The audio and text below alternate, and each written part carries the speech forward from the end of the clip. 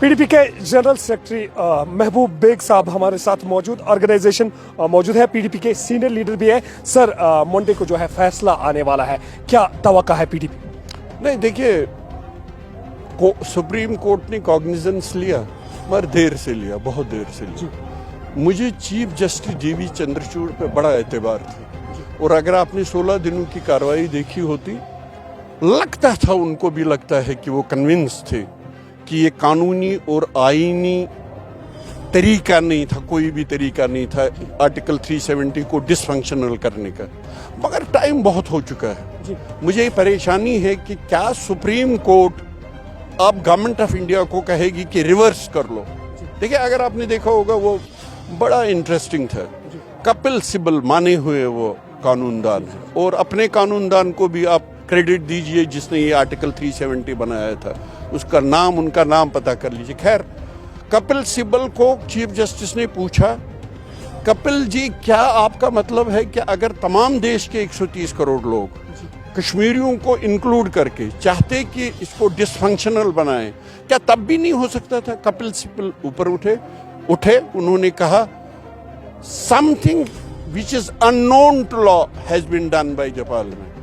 उसने कहा, अगर आप मुझे मजबूर करेंगे, फिर मैं बैठूंगा, देखूंगा कि कोई कानूनी रास्ता है।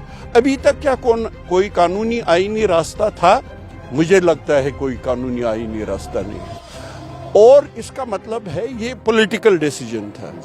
इसका मतलब है जो पीडीपी कहती है कि मज़ाहमत करते रहो अपने कानून और अपने आईनी हुकूक को हासिल करने के लिए, जब तक अपने किसान भाइयों की तरह ये रेस्टोर नहीं कर सकते हैं जो आईन ने, हिंदुस्तान के आईन ने हमको हुकूक दिए। सर, अगर मंडे के दिन रिवर्स डिसीजन नहीं हुआ, क्या करेंगे आप? फिर आपके हाथों में क्या है? किस तरह आप लोगों को बनाएंगे? फिर आपने सुना नहीं मेरी बात।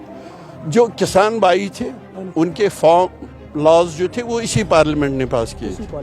न उनके पास 317 एमपी थे, न सुप्रीम कोर्ट के पास भी गए वो, न सुप्रीम कोर्ट से राहत मिली, मगर वो पुरअमन तरीके पे, जमहूरी तरीके पे मज़ाहमत करते रहे जब तक इनको वो लॉज वापस नहीं लेने पड़ेगी। पीडीपी का मानना है और महबूबा जी का मानना है, हम तब तक पुरअमन तौर पे मज़ाहमत करते रहेंगे पब्लिक लेवल पे। देखिए, आप समझते नहीं कि पब्लिक बहुत बड़ी ताकत है, आईन भी पब्लिक के लिए बनी है।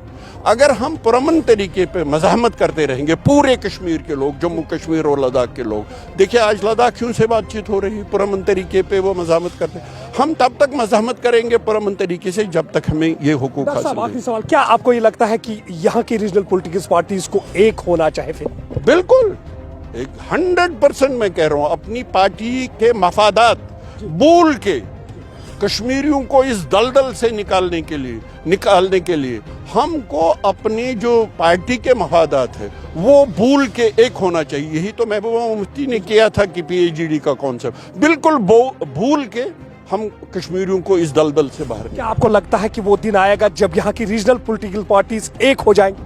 हम भरपूर कोशिश करेंगे।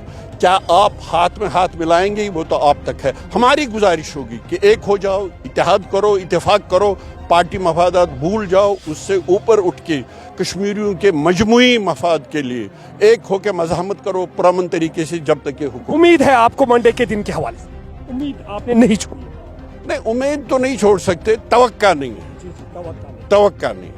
बहुत बहुत चलिए, शुक्रिया। ये थे हमारे साथ डॉक्टर महबूब बेग साहब, जिन्होंने कहा कि हमें उम्मीद है सुप्रीम कोर्ट पे, अलबत्ता तवक्का नहीं है। Early times, Anantnag.